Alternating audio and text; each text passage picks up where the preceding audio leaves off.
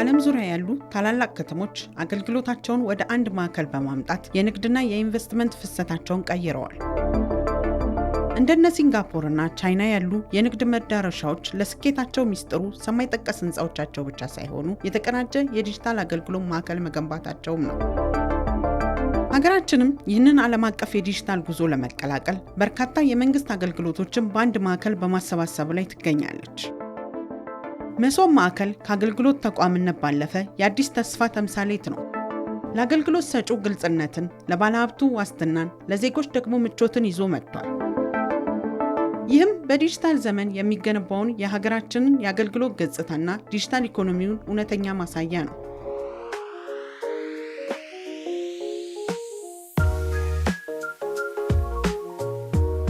የተሳካላቸው ሀገራት በከፍተኛ ኩራት ከሚናገሩባቸው ሪፎርሞች መካከል እንዲህ ያለው ስራ ነው።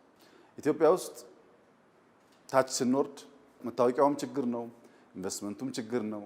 የስራ ማግኛ መንገዶች ነገሮችም ቀላል አይደሉም። ቢሮ ይዘጋል፣ ስብሰባ በዛ ይባላል፣ ሰዎች በቀላሉ ሰርቪስ አያገኙም። ይሄን ለመፍታት ሁለት መንገድ ነው መንግስት የተከተለው። አንደኛው ቀበሌ ዋናው የመንግስት አካል ሆኖ መሰረት ሆኖ ቀበሌ ማዘመንና ሰርቪስ መስጠት የሚያስችል ተቋም ማድረግ ነው። ሁለተኛው መሶብን በእኛ ልጆች በእኛ ሲስተም እዚህ ቦታ መጀመር ነው። ይሄ ለኢትዮጵያ ሕዝብ ትልቅ የምስራች ነው። በሌብነት ላይ ያለን ጥላቻ፣ በሌብነት ላይ ያለን ጥያቄ ፈርዬ ያዘ የሚሄደው ሲስተም ስንጠቀም። ማዕከሉ የዓለምን ዘመናዊ አሰራር ከኢትዮጵያ ነባራዊ ሁኔታ ጋር በማጣጣም ዜጎች ጥራት ያለው አገልግሎት እንዲያገኙ ያስችላል። ድሬዳዋ የምስራቋ የንግድ በር፣ የባቡር ሀዲድና የንግድ ሰንሰለት የተሳሰሩባት፣ ፍጥነት የህይወት ዘይቤና የገንዘብ ምንጭ የሆነባት ከተማ ናት። እዚህ ጊዜ ወርቅ ነው። ሰከንዶች የንግድ ትርፍና ኪሳራን ይወስናሉ። ይህ ፈጣን ጉዞ በወረቀት ክምር፣ በተንዛዛ ቀጠሮና እንግልት እንዳይስተጓጎል በዲጂታል አገልግሎት ተተክቷል። ድሬ መሶብ አንድ ማዕከል አገልግሎት ያው ሞደርን ኢትዮጵያን ሰርቪስ ኦርጋናይዝ ቤኔፊት ነው። ኢትዮጵያን የሚመጥን ኦርጋናይዜሽንን ከፍ ወዳለ ደረጃ የሚያመጣ ሀገረ መንግስት ግንባታችን ውስጥ ተቋማት መገንባት ያስፈልገናል። ተቋማት ደግሞ ዘላቂ የሆነ ተቋማት ማለት ነው። ዘላቂ የሆነ ተቋማት ስንል በድሮ በተለመደ አሰራር ሳይሆን ከማኑዋል ወጥተን ዋን ስቶፕ ሾፒንግ በሆነ ወደ ዲጂታል ማምጣት። ይሄን ማምጣት ማለት ዓለም ዛሬ ከደረሰበት አገልግሎት ፍጥነት ፈጠራ ታክሎበት የሚሰራ። ይሄን ለማገዝ ደግሞ ዲጂታል መጠቀም አስፈላጊ ነው። ከ12 በላይ የፌዴራል ተቋማት በአንድ ጣራ ስር ተሰባስበዋል። ንግድ ሚኒስቴር፣ ገቢዎች፣ ባንክና ቴሌ ሁሉም እዚሁ አሉ። ወረቀት የለም፣ ረጅም ሰልፍ እንዲሁ። ሁሉም ነገር በኔትወርክ የተሳሰረ ነው። በድሬዳዋ መሶብ አሁን ለጊዜው ወደ 52 አገልግሎቶችን ይዘን መጥተናል። እነዚህ አገልግሎቶች የራሳቸው ስታንዳርድ አለ። ለምሳሌ ሰነዶች ይዘው የመጣው 6 አገልግሎቶች ውልስ በስንት ጊዜ ይፈጸማል፣ ስታንዳርድ ተሰጥቶለታል፣ ስታንዳርድ ተቀምጦለታል። ለአንድ አገልግሎት ለከስተመራችን እሴት የሚጨምር አገልግሎት ብቻ ነው የሚሰጡት በሲስተም እዚህ። የድሬዳዋ አንድ መሶብ የመንግስት አገልግሎት ማዕከል የከተማዋን የንግድ እንቅስቃሴ የሚያፋጥን፣ የነዋሪውን ክብር የሚጠብቅና ለዲጂታል ኢትዮጵያ ጉዞ ወሳኝ የሆነ አገልግሎት ነው። መሶብ አገልግሎት ብቻ አይደለም፣ የሰለጠነ የሰው ኃይል ማረፊያም እንጂ። ወጣቶች በዲጂታል ክህሎት የነገዋን ድሬዳዋ ዛሬ ላይ ይገነባሉ።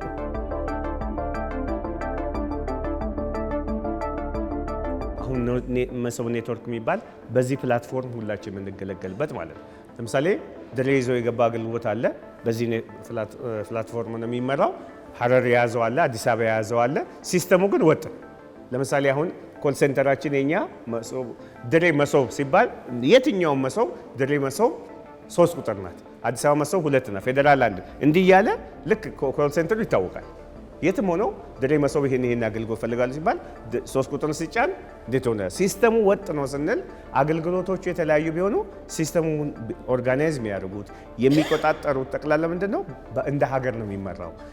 የሚጫኑትም ሶፍትዌሮች አርቲፊሻል ኢንተለጀንስ ነው የሚጭናቸው። ከኪዩን ማኔጅመንት 9ኙም ሶፍትዌሮች አርቲፊሻል ኢንተለጀንስ ሲስተሙ ዲቨሎፕ የሆኑት እዛ ነው የሚቆጣጠሩት። ችግር ቢፈጥረን ከቴሌ ጋር ከሲስተሙን ዲቨሎፕ ካደረጉ ጋር ነው የምንገናኘው። እነሱ ስልጠና ይሰጡናል። ስልጠና በተመለከተ አብዛኛው ስልጠና ቴክኖሎጂ ነው የሚሰጠው።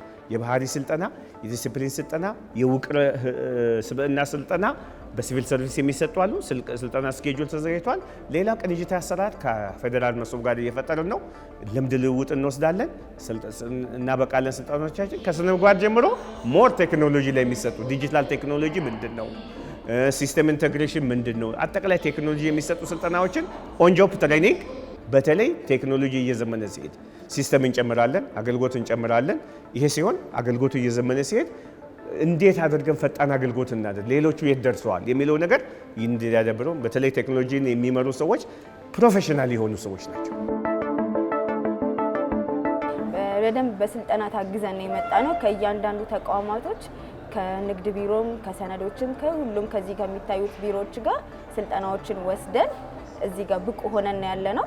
እንደገና ብዙ ስልጠናዎችን ወስደናል። በተጨማሪ ደግሞ በደንብ ሀሪፍ የሚሆነው በደንብ ባክቦን ተብሎ የሚታሰበው እንግዲህ ከስተመር ሃንድሊንግ ነው። ከስተመር ሃንድሊንግን በደንብ ወስደናል። በተጨማሪ ከስተመራችን በጣም ደስተኛ ሆኖ እንዲወጡና በጊዜ እንዲጨርሱ ስልጠናዎችን ወስደን ብቁ ሆነን እንገኛለን። ድሬ መሶብ ከመጣን በኋላ በቂ ስልጠናዎች አግኝተናል። ያው ተቋማችንም እየሰጠንም ቢሆንም ግን ድሬ መሶብ ከመጣን በኋላ ተከታታይ ስልጠና እየሰጡ ነው፣ እያበቁ ነው። ከስተመር እንዴት አድርገን መያዝ እንዳለብን የተሻለ እውቀት ይዘናል። ሌላው ይሄ ብልሹ አሰራር ለማስቀረት ምንድነው ደላሎች እንዳይመጡ ቀጥታ የሚመለከተው ሰው መጥቶ ፋይዳውን ብቻ እንዲገለገል ደላላ የሚባል ነገር ህጋዊ ያልሆነ ሰው እዚህ እንዳይገባ ነው የተሰጠንም። ምክንያቱም ደላሎች በመሀል እየገቡ የተለያየ ነገር እየሰሩ አገልግሎቱን ማዘግየት ላልተፈለገ ነገር እንዳይዝ ይሄን ጥንቃቄ አድርገንበታል። ከዚህ ነው እንግዲህ ሰራተኛ ምልመላ፣ አስተባባሪዎች ምልመላ፣ አጠቃላይ የሲስተሙን ነገር የምንቆጣጠርበት ራሱን የቻለ የኮንትሮል ሩም አለን፣ ካሜራዎች አሉን። በበቂ ሁኔታ የምንሰጥበት ደረጃ ተደራጅቷል ማለት ነው። ከዚህ ቀደም የነበረው በተቋማት ሲሰጥ የነበረው ሰርቪስ ማኑዋል የሚሆን ቢባል ሰርቪስ ነው፣ ዘመናዊ ያልሆነ በሲስተም ያልታገሰ ማለት ነው። ስለዚህ መሶብ ላይ እንዲመጡ ወይም ደግሞ ከሌሎች ተቋማት ጋር ተቀናጅተው በአንድ እንዲሰሩ ሲስተማቸው መጀመሪያ ምን መሆን አለበት?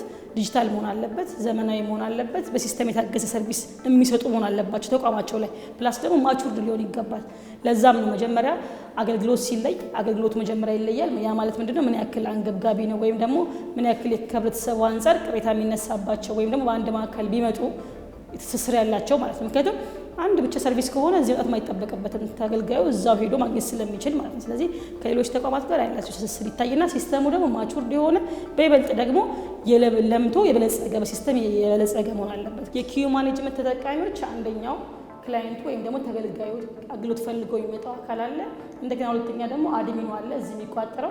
ሶስተኛው ደግሞ ፍሮንት ላይን ላይ ሆኖ ካውንተር ላይ ሆኖ ስራውን የሚሰራው አካል አለ። ስለዚህ የሶስቱ እዚህ ላይ ማንዴት ያላቸው ወይም ደግሞ ይሄን ሲስተም ይጠቀማሉ ማለት ነው። በአድሚን ሳይድ ወይም ደግሞ ሎጊን አድርገን ገብተን ይህ ሲስተም ላይ ካውንተር ላይ የሚሰሩ ሰዎች ካውንተር ላይ ነው የሚሰሩት። ትኬት መቀበል ማስተናገድ ነው የነሱ ስራ። ስለዚህ ሎጊን አድርገው ይገባሉ። በአድሚን ሳይድ ግን ማድረግ እንችላለን። እነዛ የጠቀስናቸው 10 ተቋማት ምን ሰርቪስ ሰጡ የሚለውን ማየት እንችላለን ማለት ነው። ስለዚህ ለምሳሌ ሰነዶች ምዝገባ አገልግሎትን ብንሄድ መጀመሪያ ልክ እንደምታዩት የ10ሩም ተቋም እዚህ ጋር ዲስፕሌይ ይሆንልናል፣ የሁሉም ተቋማት ማለት ነው። ልክ እዚህ ጋር እንደምናየው 10ሩም ተቋማት ሰነዶች ምን ያክል ሰጥቷል፣ መሬት ልማት፣ ንግድና ኢንዱስትሪ እያለ የእያንዳንዱ ተቋማት አድሬስ ማድረግ እንችላለን። ፕላስ ደግሞ ምን ማድረግ እንችላለን? የአንዱን ተቋም ብቻ ደግሞ ብንገባ ለምሳሌ የሰነዶች ምዝገባ አገልግሎት 3 ካውንተር ነው እነሱ ጋር ያለው አቬሌብል ሆነ በሶስቱ ካውንተር ምን ያክል ሰጡ የሚለውን ማየት እንችላለን።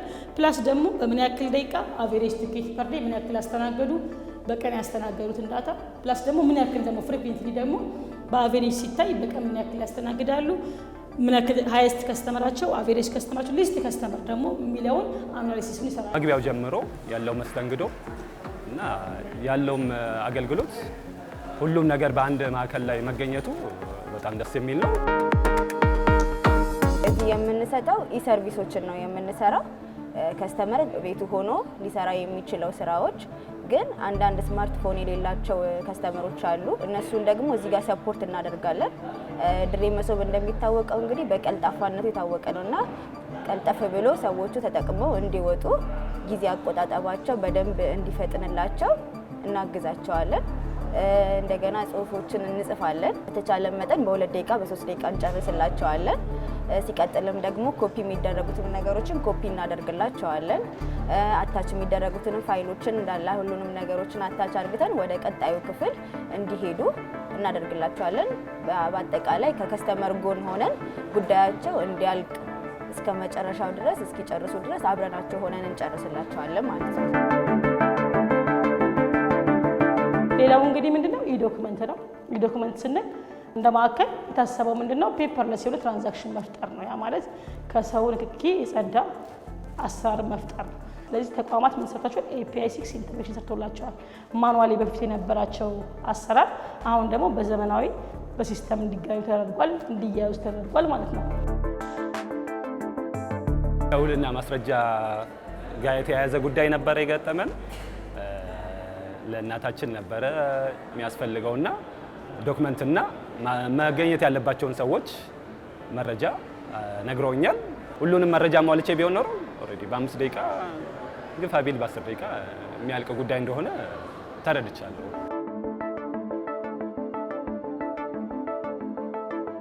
ይሄ ስንት 5 ደቂቃ 10 ደቂቃ የሚሰጡ አገልግሎቶች አሉ። ለምሳሌ ናሽናል አይዲ ማውጣት፣ ቲን ነምበር ማውጣት፣ እነዚህ ትንሽ አገልግሎት፣ ሌላ ውል ማውጣት ተቀምጧል። ከዛ ሰዓት ውጭ ቢሆን ኮንትሮል ማለት አለ ታች ምን ለምንድን ነው ይሄ ሰው እየቆየው ሰዓቱ ስታንዳርድ ተብሎ የሚጠይቅበትም ሲስተም ስላለ ደንበኛው መብቱንም አገልግሎቱንም በተሰጠው ስታንዳርድ ምክንያቱም ስታንዳርዳይዝ ወደፊት ምንድነው የሚታሰበው እንደ አፍሪካም እንደ ሀገርም እንደ ሌላም እንደ ኢንተርናሽናል ስታንዳርዱ ወጥ ነው ይሆናል። እዚህ ሲመጡ ናሽናል አይዲ የሌላቸው ሰዎች አሉ።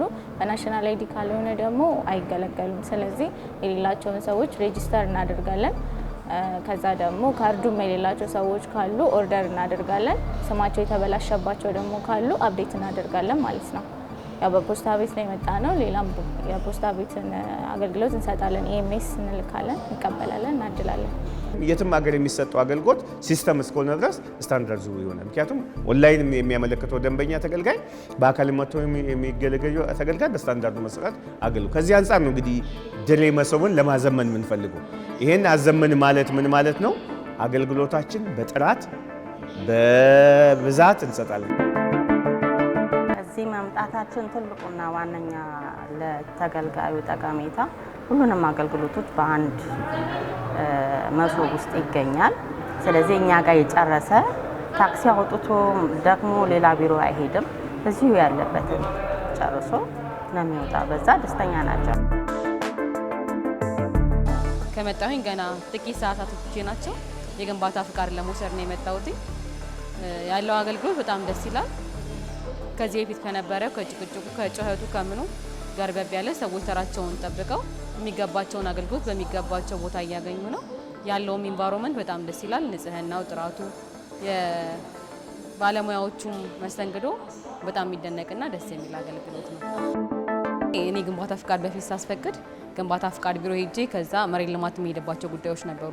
አሁን ግን ሁሉንም አገልግሎት በአንድ ቦታ በተቀላጠፈ አገልግሎት እያገኘሁ እገኛለሁ። ግንባታ ፍቃድም የመሬት ልማትንም እንደዚሁም ገቢዎችንም ሁሉንም በአጠቃላይ በአንድ ቦታ እያገኘው ሰዓቴን በጣም ቆጥቦልኝ ቶሎ ቶሎ ውጤታማ እየሆንኩኝ ነው። እዚሁም የንግድ ባንክ ሰራተኞች ስላሉ በሞባይል ትራንስፈር አድርገን አሁን በካሽ ላይ ሊኖረን ይችላል፣ ኤቲኤሞች ላይ ሰሩ ይችላሉ አንዳንድ ጊዜ። ነገር ግን በሞባይል ትራንስፈር አድርገን እዚሁ ሪሲታችንን አግኝተን የሚገባን አገልግሎት እያገኘን እንገኛለን። ከ100 በመቶ ወረቀት አልባ አሰራር እስከ ኢንቨስትመንት ድጋፍ ሁሉም በአንድ ቦታ። ይህ ማዕከል ለድሬዳዋ ነፃ የንግድ ቀጠና የጀርባ አጥንት ነው። አገልግሎትን በማዘመንና የሎጂስቲክ ቅልጥፍናን ከዲጂታል ፈጠራ ጋር በማገናኘት ድሬዳዋን ለዓለም አቀፍ ንግድ ዝግጁ ያደርጋታል። አገሮች ጂቲፒያቸውን አሳደጉ የሚባል አገልግሎታቸው ማፋጠን፣ ቀልጣፋ ማድረግ። አገልግሎት ተፋጠነ ማለት ለግብርና የሚደርሰው መረጃ፣ ለንግዱ ማህበረሰብ የሚደርሰው ደረጃ። በነገራችን ላይ ድሬዳዋ የንግድ ቀጠና ማዕከል ናት፣ የደረቅ ወደብ ማዕከል ናት፣ የኢንዱስትሪ ፓርክ አላት። ከዚህ አንጻር ውጭ የመጡ ኢንተርናሽናል ኢንቨስትመንቶች ሳይቀሩ በአንድ በአካልም በፊዚካል መጥተው የሚገለገሉበት ማዕከል ቢሆኑ ትልቅ የሆነ እርካታ እየፈጠረ ያለ ከጅማሬው ትልቅ አገልግሎት የሚሰጥ መንግስት ይህን አስቦ ከፈጠራና ፍጥነትን በመጨመር የተሰራ ማዕከል ነው። ሀገርን ከፍ ወዳለ ለማድረግ ኢትዮጵያ የጀመረችው ዲጂታል አንዱ አገልግሎቱን ማዘመን ነው። ዲጂታል ግብርና አለ፣ ዲጂታል ቱሪዝም አለ። የተለያየ በአምስቱም በተለይ ኢትዮጵያ ብዝሃ ኢኮኖሚ ሀገር ለማብራት የተከተለችው መርህ አለ። ከዚህ አንጻር አገልግሎቱን ማዘመን ነው። ለዚህ ሲቪል ሰርቪሱ የጀመረው ሪፎርም አንደኛው የሚከነው ዲጂታል ኢትዮጵያ ነው ማለት። ለዚህ ነው ድሬ መሶብ እንደ ምስራቅ ኢትዮጵያ ሞዴል ሆኖ ለመውጣት በቀጣይ አጠቃላይ አገልግሎቶች ሁሉ በማዘመን የነጋዴውን፣ የኢንቨስተሩን፣ የግል ባለሀብቱን፣ የመንግስትን አገልግሎት አሁን መንግስት ከመንግስት ነው የምንሰጠው።